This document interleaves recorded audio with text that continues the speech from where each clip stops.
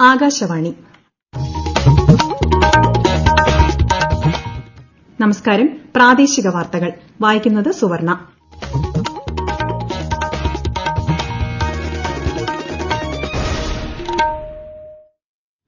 പ്രധാന വാർത്തകൾ. സംസ്ഥാനത്തെ കോവിഡ് ടെസ്റ്റ് പോസിറ്റിവിറ്റി നിരക്കിൽ കുറവ്. ഇന്നലെ സ്ഥിരീകരിച്ചത് 5722 കോവിഡ് കേസുകൾ. രാജ്യത്തെ കോവിഡ് മുക്തി നിരക്ക് 93.6% ഉയർന്നു.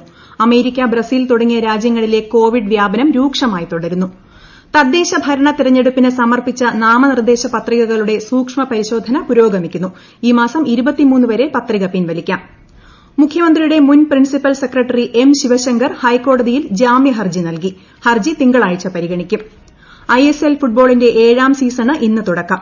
ഉദ്ഘാടന മത്സരത്തിൽ കേരള ബ്ലാസ്റ്റേഴ്സും ATK മോഹൻ ബഗാനും ഏറ്റുമുട്ടും. വാർത്തകൾ വിശദമായി. സംസ്ഥാനത്ത് നിലവിൽ കോവിഡ് ചികിത്സയിലുള്ളത് 68,229 പേർ. ഇന്നലെ 5722 പേർക്കാണ് കോവിഡ് സ്ഥിരീകരിച്ചത്. 6860 പേർ രോഗമുക്തരായി. ഏറ്റവും കൂടുതൽ പേർ ചികിത്സയിലുള്ളത് എറണാകുളം ജില്ലയിലാണ്. വയനാട്, ഇടുക്കി, പത്തനംതിട്ട ജില്ലകളിലാണ് ഏറ്റവും കുറവ് രോഗികളുള്ളത്. അതേസമയം തിരുവനന്തപുരം ജില്ലയാണ് രോഗമുക്തിയിൽ മുന്നിൽ. സംസ്ഥാനത്തെ കോവിഡ് പോസിറ്റിവിറ്റി നിരക്ക് 8.54% കുറഞ്ഞു. 67,017 സാമ്പിളുകൾ പരിശോധിച്ചതിൽ 5722 പുതിയ കോവിഡ് കേസുകളാണ് കണ്ടെത്തിയത്. എന്നാൽ ടെസ്റ്റ് പോസിറ്റിവിറ്റി നിരക്ക് 5% താഴെ എത്തുന്നതുവരെ ജാഗ്രതയിൽ വിട്ടുവീഴ്ച പാടില്ലെന്ന് Thiruvananthapuram medical college superintendent doctor Sharmad Akashvani വാർത്തകളോട് പറഞ്ഞു. ടെസ്റ്റ് പോസിറ്റീവ് നിരക്ക് 8% എത്തി നിൽക്കുന്ന ഈ അവസ്ഥയിൽ വീണ്ടും വർദ്ധിക്കുവാനും കുറയുവാനുമുള്ള സാധ്യത മുന്നിലുള്ളപ്പോൾ കരുതലുകളിൽ ഒരു കുറവും വരുത്താതിരിക്കുവാൻ ഓരോ വ്യക്തിയും പ്രത്യേകം ശ്രദ്ധ ചെലുത്തേണ്ടതുണ്ട്. ടെസ്റ്റ് നിരക്ക് 5% താഴെ വരുമ്പോൾ മാത്രമാണ് ഇത് നിയന്ത്രണ വിധേയമായി എന്ന് നമുക്ക് പറയാൻ കഴിയില്ല. രോഗാതുരരായിരിക്കുന്നവരെ സന്ദർശിക്കാതിരിക്കുക, പ്രായമുള്ളവരെ അനാവശ്യമായി സന്ദർശിക്കുവാനോ സമ്പർക്കത്തിൽ ഏർപ്പെടുവാനോ പോകാതിരിക്കുക തുടങ്ങിയ കരുതലുകളും അവരെല്ലാം നമുക്കൊപ്പം ജീവിക്കുവാൻ ഒരു ഉത്തേജനമാവുകയും അതിന് കാരണമാവുകയും ചെയ്യും എന്ന് തിരിച്ചറിയേണ്ടതുണ്ട്. നാം ഇത്ര നാൾ പരിശീലിച്ച മാസ്ക് ധരിക്കലും കൈ കഴുകലും സാമൂഹിക അകലം പാലിക്കലും ഊർജിതപ്പെടുത്തിയാൽ തന്നെ ഈ മഹാമാരിയെ നമുക്ക് ഈ നാട്ടിൽ നിന്ന് തുരത്തുവാൻ കഴിയും. രാജ്യത്തെ കോവിഡ് മുക്തി നിരക്ക് ഉയരുന്നു. കഴിഞ്ഞ 24 മണിക്കൂറിൽ 44,807 പേർ രോഗമുക്തരായതോടെ കോവിഡ് മുക്തി നിരക്ക് 93.6%. നിലവിൽ 4.5 ലക്ഷത്തോളം പേർ രാജ്യത്ത് കോവിഡ് ചികിത്സയിൽ കഴിയുന്നുണ്ട്. ഇന്നലെ 45,882 പുതിയ കോവിഡ് കേസുകളും 584 മരണവും സ്ഥിരീകരിച്ചു. 1.47% കോവിഡ് മരണനിരക്ക്. ലോകത്ത് ആകെ കോവിഡ് ബാധിച്ചവരുടെ എണ്ണം 5,72,00,000 മുകളിലായി. 13,60,50,000-ലധികം പേർ ഇതുവരെ രോഗം ബാധിച്ചു മരിച്ചു. 3,97,00,000-ലേറെ പേർ രോഗമുക്തരായി. ലോകത്ത് ഏറ്റവുമധികം രോഗബാധിതരുള്ള അമേരിക്കയിൽ ആകെ മരണം 2,58,000 കടന്നു. ബ്രസീൽ, ഇറ്റലി, റഷ്യ തുടങ്ങിയ രാജ്യങ്ങളിൽ കോവിഡ് വ്യാപനം വർദ്ധിക്കുകയാണ്. ഇന്ന് അന്താരാഷ്ട്ര ശിശുദിനം. കുട്ടികൾക്കായി മെച്ചപ്പെട്ട ലോകം ഒരുക്കുക എന്ന ലക്ഷ്യത്തോടെ അവരുടെ അവകാശങ്ങൾക്ക് വേണ്ടി പ്രവർത്തിക്കാനുള്ള പ്രചോദനമാണ് ഈ ദിനം നമുക്ക് നൽകുന്നത്. കാലാവസ്ഥാ വ്യതിയാനമാണ് ഈ വർഷത്തെ ലോക ശിശുദിന പ്രമേയം. വിശദാംശങ്ങളുമായി ആമിന നജുമ. കുട്ടികളുടെ അവകാശങ്ങളെപ്പറ്റി സമൂഹത്തെ ബോധവൽക്കരിക്കുകയാണ് ദിനാചരണത്തിന്റെ പ്രധാന ലക്ഷ്യം. ഐക്യരാഷ്ട്രസഭ 1995-ൽ കുട്ടികളുടെ അവകാശ പ്രഖ്യാപനവും 1989-ൽ കുട്ടികളുടെ അവകാശ ഉടമ്പടിയും അംഗീകരിച്ച തീയതി എന്ന നിലയിൽ നവംബർ 20 എല്ലാ വർഷവും അന്താരാഷ്ട്ര ശിശുദിനമായി ആചരിക്കുകയാണ്. ഇന്ത്യ ഉൾപ്പെടെയുള്ള ചില രാജ്യങ്ങൾ ഇന്ന് ബാലാവകാശ ദിനമായി ആചരിക്കുന്നു. ശാരീരികമായും മാനസികമായും കുട്ടികൾക്ക് സംരക്ഷണം നൽകേണ്ടതിന്റെ ആവശ്യകതയാണ് ഈ ദിനം ഓർമ്മിപ്പിക്കുന്നത്. ഇന്ത്യയിലെ കുഞ്ഞുങ്ങളുടെ സംരക്ഷണത്തിനും അവർക്ക് വേണ്ട പ്രോത്സാഹനം നൽകുന്നതിനുമായി 2007-ൽ കേന്ദ്ര സർക്കാർ ദേശീയ ബാലാവകാശ സംരക്ഷണ കമ്മീഷന് രൂപം നൽകി. ബാലവേല, ബാലപീഡനം, കടത്തിക്കൊണ്ടുപോകൽ, അതിക്രമം എന്നിവയിൽ നിന്നും സംരക്ഷിച്ച് നല്ല വിദ്യാഭ്യാസം, ഭക്ഷണം, ജീവിത സൌകര്യം എന്നിവ ഒരുക്കി സന്തോഷപ്രദമായ കുട്ടിക്കാലം ആസ്വദിച്ചു വളരാൻ കുട്ടികളെ അനുവദിക്കുക എന്നതാണ് സമൂഹത്തിന് അവരോട് ചെയ്യാൻ കഴിയുന്ന ഏറ്റവും വലിയ നന്മ. News desk, Akashvani. സ്വർണ്ണക്കടത്ത് കേസിൽ റിമാൻഡിലുള്ള മുഖ്യമന്ത്രിയുടെ മുൻ പ്രിൻസിപ്പൽ സെക്രട്ടറി എം ശിവശങ്കർ ഹൈക്കോടതിയിൽ ജാമ്യ ഹർജി നൽകി. എൻഫോഴ്സ്മെന്റ് രജിസ്റ്റർ ചെയ്ത കേസിലാണ് ജാമ്യ ഹർജി നൽകിയത്. ഹർജി തിങ്കളാഴ്ച ഹൈക്കോടതി പരിഗണിക്കുമെന്ന് അറിയിച്ചു. പാലാരിവട്ടം പാലം അഴിമതിയുമായി ബന്ധപ്പെട്ട് റിമാൻഡിലുള്ള മുൻമന്ത്രി VK ഇബ്രാഹിം കുഞ്ഞിന്റെ ആരോഗ്യനില പരിശോധിക്കുന്നതിന് മെഡിക്കൽ ബോർഡിന് രൂപം നൽകാൻ എറണാകുളം DMOയ്ക്ക് മൂവാറ്റുപുഴ വിജിലൻസ് കോടതി നിർദ്ദേശം നൽകി. ഞായറാഴ്ചയോ തിങ്കളാഴ്ചയോ പരിശോധന നടത്തണം. ചൊവ്വാഴ്ച രാവിലെ 11 മണിക്ക് മുൻപ് റിപ്പോർട്ട് നൽകുവാനും ആവശ്യപ്പെട്ടിട്ടുണ്ട്. ഈ വാർത്തകൾ ആകാശവാണിയിൽ നിന്ന്. കൊറോണ ആശങ്കയല്ല ജാഗ്രതയാണ് വേണ്ടത്. കേന്ദ്ര ആരോഗ്യ മന്ത്രാലയം പുറപ്പെടുവിക്കുന്ന നിർദ്ദേശങ്ങൾ. ജനങ്ങൾ കൂട്ടം കൂടുന്നത് ഒഴിവാക്കുക.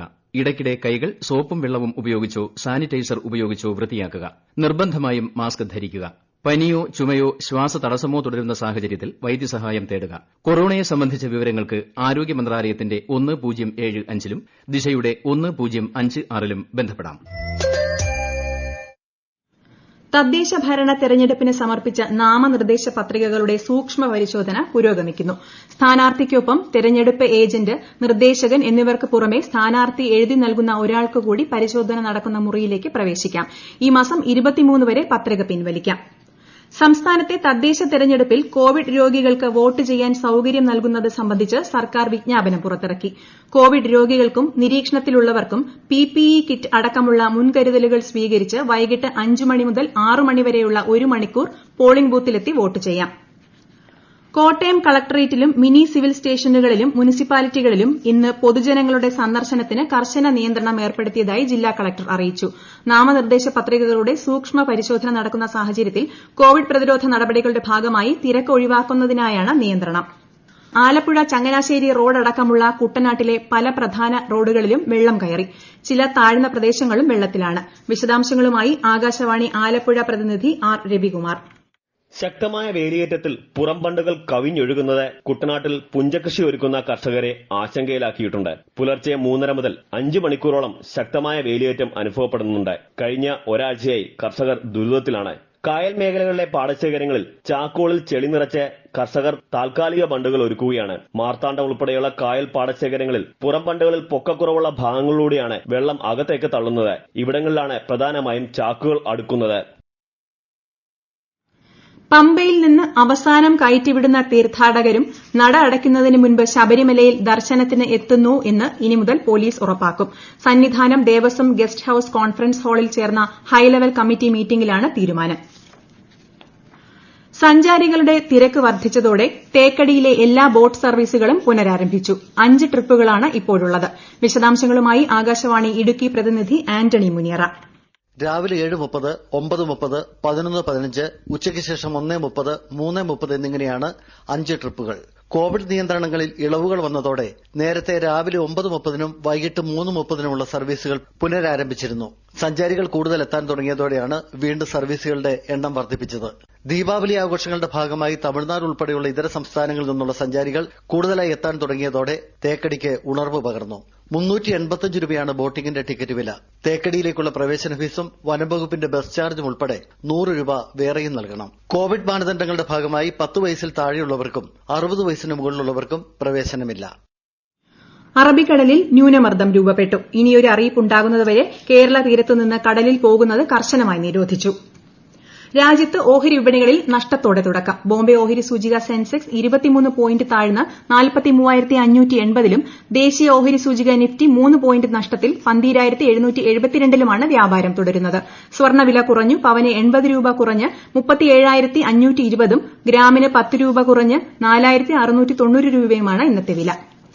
ISL ഫുട്ബോളിന്റെ 7ാം സീസണ് ഇന്ന് ഗോവയിൽ തുടക്കമാകും. ഉദ്ഘാടന മത്സരത്തിൽ കേരള ബ്ലാസ്റ്റേഴ്സും ATK മോഹൻ ബഗാനും ഏറ്റുമുട്ടും. രാത്രി 7:30-നാണ് മത്സരം. ISLൽ ഇത്തവണ 11 ടീമുകളാണുള്ളത്. കോവിഡ് ആരംഭിച്ചതിനു ശേഷം ഇന്ത്യയിൽ ആദ്യമായാണ് ഇത്ര വലിയൊരു കായികോത്സവം സംഘടിപ്പിക്കുന്നത്. മത്സരങ്ങളിൽ കാണികൾക്ക് പ്രവേശനമില്ല. പ്രധാന വാർത്തകൾ വീണ്ടും. സംസ്ഥാനത്തെ കോവിഡ് ടെസ്റ്റ് പോസിറ്റിവിറ്റി നിരക്കിൽ കുറവ്. ഇന്നലെ സ്ഥിരീകരിച്ചത് 5722 കോവിഡ് കേസുകൾ. രാജ്യത്തെ കോവിഡ് മുക്തി നിരക്ക് 93.6% ഉയർന്നു. അമേരിക്ക, ബ്രസീൽ തുടങ്ങിയ രാജ്യങ്ങളിലെ കോവിഡ് വ്യാപനം രൂക്ഷമായി തുടരുന്നു. തദ്ദേശ ഭരണ തെരഞ്ഞെടുപ്പിന് സമർപ്പിച്ച നാമനിർദ്ദേശ പത്രികകളുടെ സൂക്ഷ്മ പരിശോധന പുരോഗമിക്കുന്നു. ഈ മാസം 23 വരെ പത്രിക പിൻവലിക്കാം. മുഖ്യമന്ത്രിയുടെ മുൻ പ്രിൻസിപ്പൽ സെക്രട്ടറി M. ശിവശങ്കർ ഹൈക്കോടതിയിൽ ജാമ്യഹർജി നൽകി. ഹർജി തിങ്കളാഴ്ച പരിഗണിക്കും. ISL ഫുട്ബോളിന്റെ 7ാം സീസണ് ഇന്ന് തുടക്കം. ഉദ്ഘാടന മത്സരത്തിൽ കേരള ബ്ലാസ്റ്റേഴ്സും ATK മോഹൻ ബഗാനും ഏറ്റുമുട്ടും. പ്രാദേശിക വാർത്തകൾ കഴിഞ്ഞു. ഞങ്ങളുടെ വാർത്തകളും വാർത്താ അധിഷ്ഠിത പരിപാടികളും all India radio news Thiruvananthapuram എന്ന യൂട്യൂബ് ചാനലിൽ ലഭ്യമാണ്. കൂടാതെ കൂടുതൽ വാർത്തകൾക്കായി all India radio news Thiruvananthapuram എന്ന ഫേസ്ബുക്ക് പേജും @AARnews_TVM എന്ന ട്വിറ്റർ ഹാൻഡിലും സന്ദർശിക്കുക. അടുത്ത വാർത്താ പ്രക്ഷേപണം 12:50-ന്.